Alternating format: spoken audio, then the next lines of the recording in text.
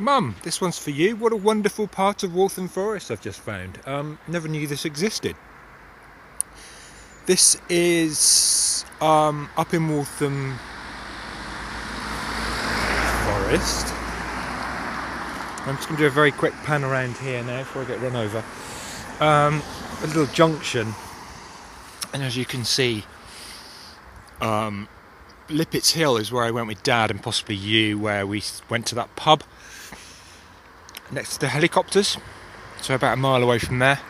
Waltham Abbey is obviously a place, it's the countryside part of Waltham Forest, which I haven't been to yet because it's far away. I think it's the other side of the M25, so I'm probably within a stone's throw of the M25 here, even though I can't actually hear anything. Loughton is the other way, close to the home of David Beckham at Leytonstone.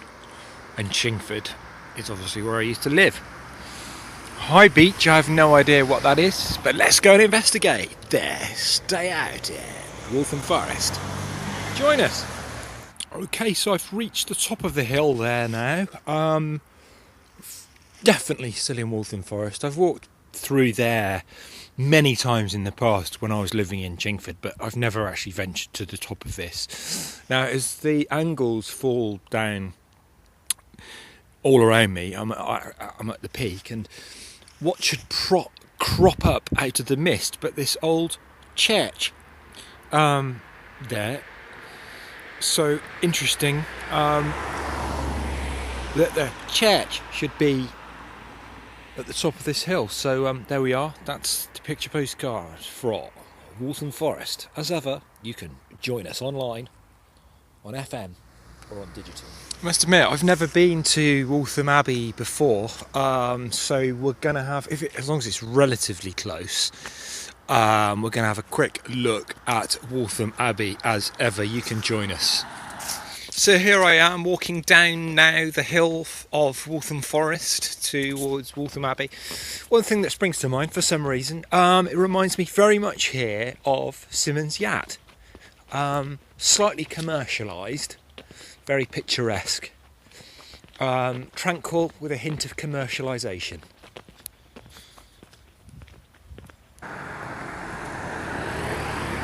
So I've walked down said hill, now at a new junction in my life. Manor Road meets this road, which I'm not sure what it's called. It's all very tumpy and King's Capel-ish. So we're going down here now, and I know from previous looks at the map that the M25, believe it or not, lies beyond here. Can you imagine not only having a dual carriageway or a motorway, but a solidly infested, motorised, polluted hum of the M25 right beyond your doorstep? I fear that is where we're going. And when we get there, of course, there'll be no return. Join us if you will, for...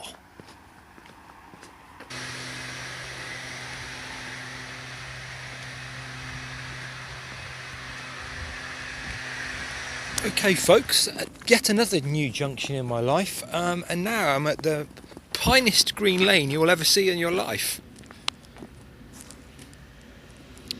Just to give you a quick panoramic, there's various fields over there which look quite nice. The mist is drawing in like the Mull of Kintyre. You can join us. So I found out the name of the street, the path or the lane that I was walking on, amazingly, because it's signposted here, despite being in the middle of the countryside, and despite, according to my records, only being about a mile away from the M25. There's no sight of it at all, no sound of it at all. And so here we are in AV Lane. You can probably look that up on the internet. And with this new phone, the new technology in this, wrapped up in this masterpiece, this high definition masterpiece, is geotagging, which means as I'm filming this video footage direct to 40 gigs worth of solid state RAM, something that Gregory Herbert, Jill, got used to talk about. He used to say one day memory would be solid state. Didn't have a clue what he was talking about. He was true. He was right. Now, so as I walk along here now, I've got something called geotagging enabled. Basically, I'm not using the internet. I'm using the power of 6 satellites that are around the world. And this little electronic, or one would say electronic device is both basically it's not transmitting, it's receiving data from these 6 satellites. Now, what is interesting to note is that in order to get an accurate representation of where you are, you need at least 4 satellites to get some sort of cross coordination, and there are up to 4 satellites available at one time due to the Earth's geosphere in position within the solar system.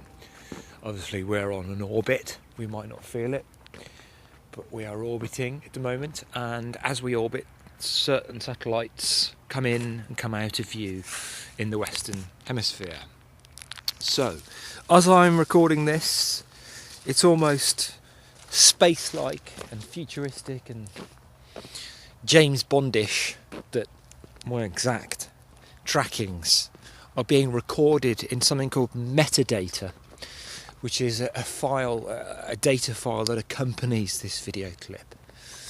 And either now, in centuries, or generations to come, you'll be able to see exactly where I am. Join us. Okay, Mum, I couldn't resist but take this for you. Look at that.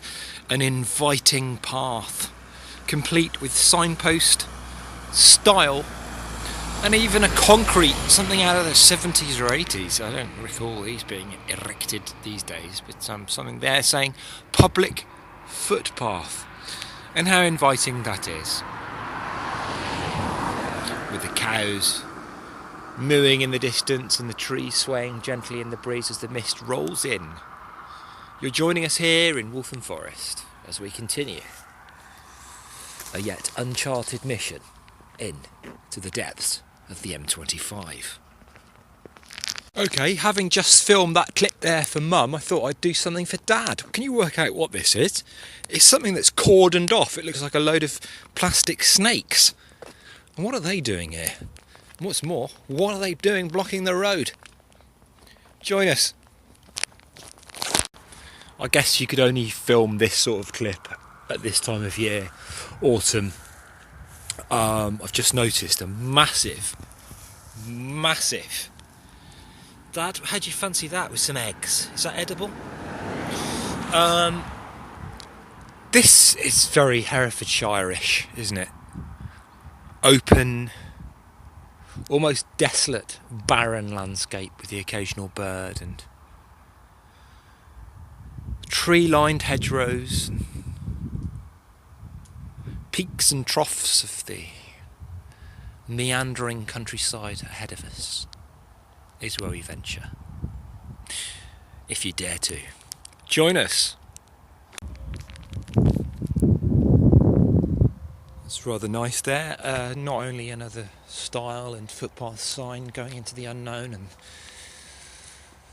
unknown pleasures for a couple walking into the distance hand in hand to kiss gracefully under a tree that slowly sheds its leaves in the gently twinkling mists of our time.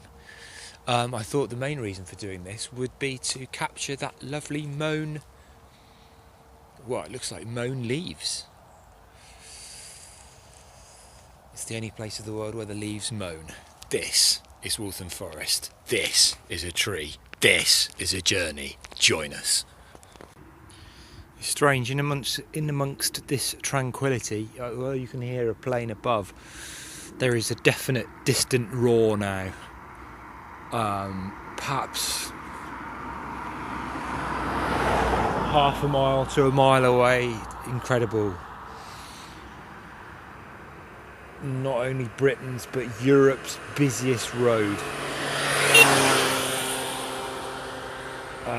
one of the busiest roads in the world, in fact, and what a contrast it will be.